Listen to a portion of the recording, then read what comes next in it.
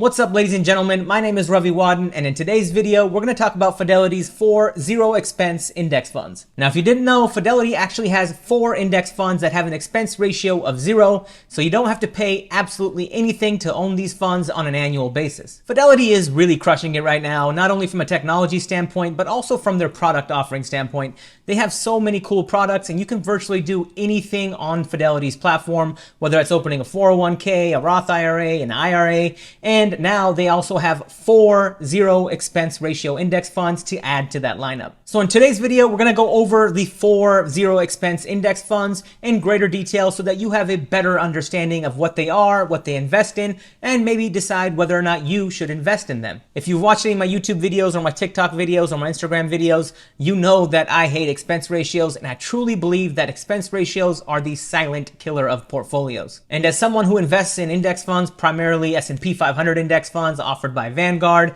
they have an expense ratio of 3 basis points, which is ultra low. It's almost like, how do you even sell a fund with that low of an expense ratio? So the fact that Fidelity now has 4 index funds that have an expense ratio of 0 is truly remarkable. But with that, let's jump into the computer to talk about these 4 index funds in greater detail. So here I am on Fidelity's homepage, and you can see that the 4 zero index funds are listed here. We have the Fidelity Zero Large Cap Index Fund, ticker FNILX. We have the Fidelity Zero Extended Markets Index Fund, FZIPX. We have Fidelity Zero Total Market Index Fund, FZROX or FZROX. Then we have the Fidelity Zero International Index Fund, FZILX. So what we'll do is we'll click into each one of these index funds and examine them further. Let's start with the Fidelity Zero Large Cap Index Fund. So here we have FNILX, the Fidelity Zero Large Cap Index Fund. As a performance, we have year-to-date performance of negative 15%, not surprising given the markets. We have 1-year performance of negative 6.69%, 3-year performance of 13.14%, no 5-year number because the fund hasn't been around that long, and a lifetime performance of 11.28%. The Morningstar category is Large Blend. We have a fund inception date of September 13th, 2018, and then we have an expense ratio of gross and net of 0, which is awesome. Then we have a minimum to invest, which is $0. And kudos to Fidelity for still having a minimum to invest of $0. If you go to any of the Vanguard mutual funds, and this is actually one of the biggest downside of Vanguard mutual funds, not their ETFs, their mutual funds. So if you were to invest in the S&P 500 index fund, I think it's VXIAX, it actually has a minimum to invest of $3,000. So if you don't have $3,000, you can't even invest in that mutual fund. So the fact that Fidelity offers a zero expense ratio index fund with a minimum to invest of $0 is excellent. And in terms of portfolio net assets, we have a little over $5.4 billion. And then here you have the hypothetical growth of $10,000. So if you started investing in this fund on September 13th, 2018, which is the inception date, that money today would be worth $15,141, which you can see right here. The top 10 holdings in this fund are familiar names like Apple, Microsoft, Amazon, Tesla, Alphabet, Berkshire Hathaway, United Health, Johnson & Johnson, and Nvidia. And if we briefly read the objective of this fund, it says the fund seeks to provide investment results that correspond to the total return of stocks of large capitalization U.S. companies. And in terms of the strategy, you'll see that it's normally investing at least 80% of its assets in common stocks of large capitalization companies, included in the Fidelity U.S. Large Cap Index, which is a float-adjusted market cap weighted index designed to reflect the performance of the U.S. large capitalization stocks. Large capitalization stocks are considered to be the stocks of the largest 500 U.S. companies based on a float-adjusted market capitalization. So I'm not going to read the rest of that. You can pause. But one thing that you'll realize with all 4 of these funds is that they're based on Fidelity's own proprietary indexes. So if you noticed, this fund, or the strategy of this fund sounds very familiar, or very similar, to an S&P 500 index, and that's because it is. And the fact that Fidelity's actually come up with their own proprietary index, which is essentially their version of an S&P 500 index, allows them to sell this fund at a 0 expense ratio cost. And this isn't just true of this index fund, it's actually true of all 4 of the index funds. The reason, at least in my opinion, and I'm pretty sure this could be backed by data, that Fidelity is able to sell these 4 index funds at an expense ratio of 0 is because they're using their own proprietary indexes. So if they were to use the S&P 500 index, they would have to pay a licensing fee, and that licensing fee costs money, which they would then pass on to their clients. But the fact that they're using their own proprietary index, which essentially is an S&P 500 index, they don't have to charge us any money. And actually, let's go ahead and compare this fund to VOO, which is Vanguard's S&P 500 index. So let's do FNILX. There we have it. And let's actually go down. And this is great because you guys can follow along and maybe do this for any research that you're doing as well. Now, as you can see, if we actually, let's just move this out to like 6 months. So actually, let's do year to date. That's a great number. So year to date, FNILX is down 15.5%, and the Vanguard 500 Index Fund ETF is down 15.75%. So, I mean, if you want to, just consider year to date, I know that's not a big sample size, but year to date, FNILX is only down 15.5%, versus the S&P 500, Vanguard's S&P 500 Index Fund ETF, which is down 15.75%. So not only are you saving 3 basis points in fees, you're also getting outperformance of 25 basis points. Okay, let's move on to the next fund, which is the Fidelity Total Markets Index Fund. So here we have FZROX, which, as I mentioned, is the Fidelity Zero Total Market Index Fund. Now, in terms of performance, year to date, down negative 14.84%, 1 year down negative 7.27%, 3-year performance of 12.59%, and lifetime performance of 11.04% positive. In terms of the fund details, we have a fund inception date of August 2nd, 2018. Expense ratio, 0, no surprise there. Minimum to invest, awesome, $0 minimum required to invest.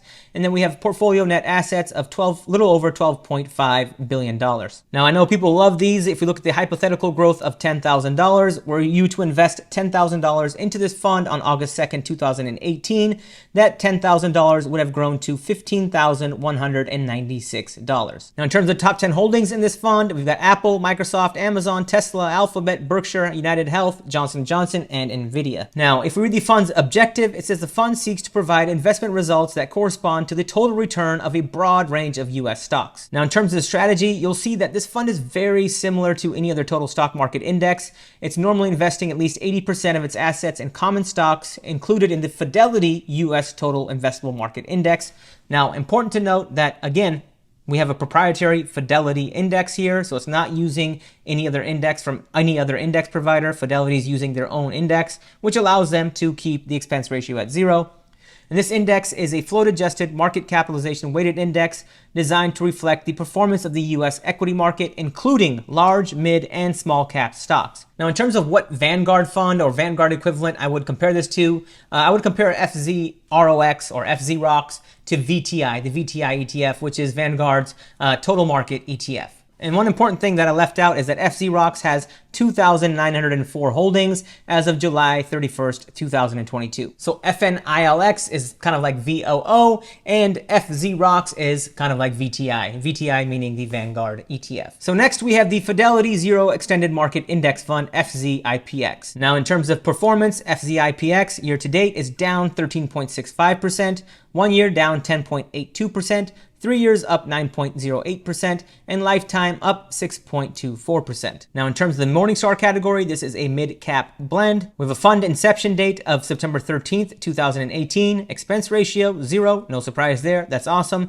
Minimum to invest, also 0, which is awesome. And portfolio net assets is currently sitting at a little over $1.2 billion, almost $1.3 billion. And if we were to look at the hypothetical growth of $10,000, had you invested $10,000 into this fund on September 13th, 2018, that $10,000 would be worth $12,650 today. Now, in terms of the top 10 holdings, the top 10 holdings only make up 2.73% of this fund, and that's because it's a market-weighted fund. But in total, we have 2,411 holdings in this fund as of July 31st, 2022. Now, in terms of the objective, it says that the fund seeks to provide investment results that correspond to the total return of stocks of mid to small cap U.S. companies. In terms of the strategy, it's normally investing at least 80% of its assets in common stocks included in the Fidelity U.S. Extended Investable Market Index. Again, we have another Fidelity proprietary index here, which is a float-adjusted market cap weighted index designed to reflect the performance of U.S. mid and small cap stocks. Mid and small cap stocks are considered to be stocks of the top 2,500 U.S. companies,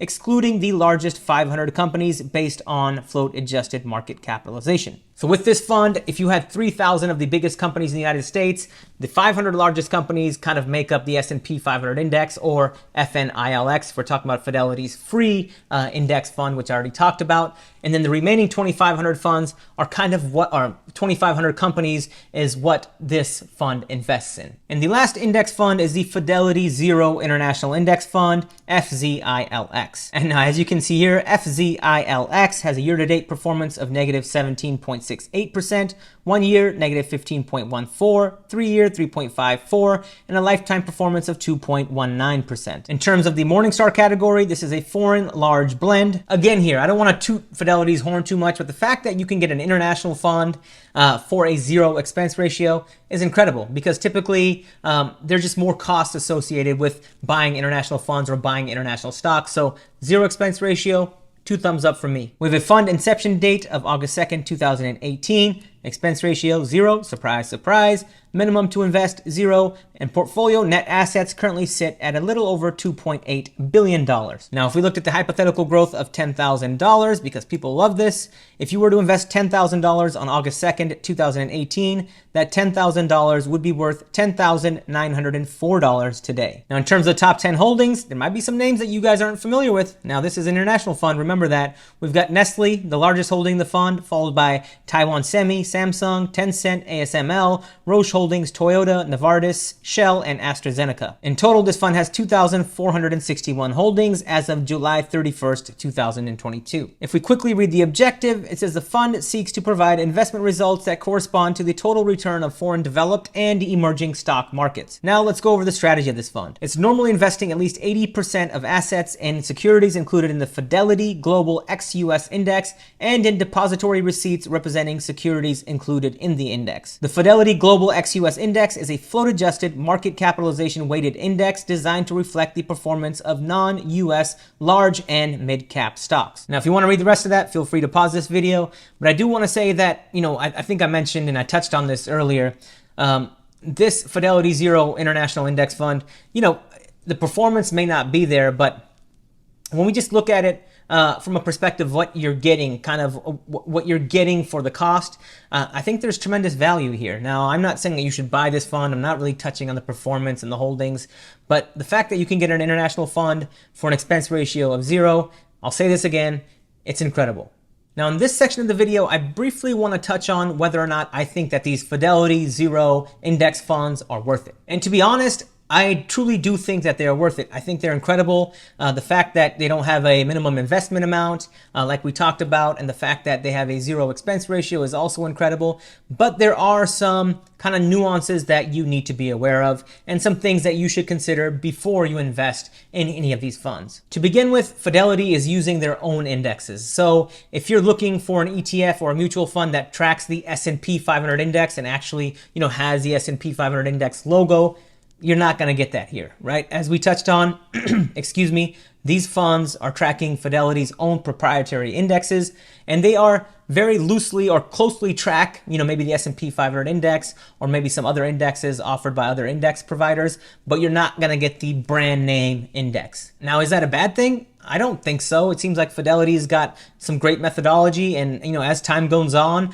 I'm sure they'll be tracking the S&P 500 pretty closely. So I don't think it's a good thing or a bad thing. It's just a matter of personal preference. The second thing that you should be aware of is that these funds haven't been around for a long time. When we look at Fidelity's legacy funds, or I don't know if you call them legacy funds, but they're more traditional mutual funds that have expense ratios of 0.03% or higher. Those funds have been around for decades. So you have a lot of performance. That they're backed by Fidelity. They're tracking the S&P 500 index. The S&P 500 index isn't really going anywhere. So again, it's kind of a matter of personal preference, whether or not you think that these funds have enough history, and whether or not you think Fidelity is maybe going to, keep these funds alive in the future. I think that's a question that, I would have if I were to invest my entire life savings or my retirement or my Roth IRA into these funds is, hey, how long are these funds going to be around? Is there potential for them to be discontinued or canceled, or maybe, Fidelity goes through some financial issues in the future, and, the first thing they cancel is their proprietary index business. So that's just things that you should consider. Again, it's a matter of personal preference, but something that you should consider. Another thing that you should consider is that the returns, may negate the cost of the savings. And what I mean by that is, we briefly looked at, which one was it? Sorry, I get these things all mixed up. But early in this video, we looked at the Fidelity Zero Large Cap Index, FNILX, and I compared it to VOO, which is the Vanguard S&P 500 Index Fund ETF. Now, when I did the year-to-date performance number, the Fidelity Zero Large Cap Index Fund actually performed better year-to-date, and it has an expense ratio of 0. But, I don't know, 10 years, 20 years, 30 years, is it going to closely track the S&P 500? And, just the fact that you can get an S&P 500 index fund from Vanguard or from Fidelity for that matter for an expense ratio of 0.015%, which is extremely, extremely cheap, almost free. Is that zero expense ratio worth it? And will it, negate the actual benefit of having the fund? So again, it's a matter of personal preference. Do you really like, zero expense ratios that much that you're kind of willing to, give up some other things? And the last thing that I can think of that you should be aware of is that it's not really worth transferring your money to these index funds if you're already invested in an S&P 500 index fund, say at Vanguard. So if you're already invested in low-cost index funds on another platform, it doesn't make sense to sell those holdings and transfer them over to these zero expense ratio index funds. Simply because when you sell those holdings at the other platforms, be it Vanguard, you're going to have to pay capital gains tax. And that tax is going to negate the benefit of having a zero expense ratio index fund. I hope that makes sense. So it doesn't really make sense to have, say if you're in your IRA is invested in a suite of Vanguard low-cost index funds, it doesn't really make sense to sell those holdings and transfer them to Fidelity, because you can't transfer them one for one to Fidelity, because the only place you can buy these index funds is on Fidelity. So you will have to take kind of a sell and take that tax hit and transfer it over. So in my opinion, not worth it to do that. But if you're starting out investing or starting out your IRA, starting out a new account at Fidelity, these 4 index funds should be a strong consideration. But with that, I'm going to call it a video. Thank you all for watching. And if you got value from this video, please go ahead and hit that like button. And be sure to check out my TikTok and my Instagram, because I'm posting really cool short form content on there. And it's also being posted on YouTube Shorts, but it's just not getting as many views. But anyways, go ahead and check me out on the other platforms. Thank you all for watching. Please remember to hit that like button. Please remember to subscribe, and I'll see you all next time.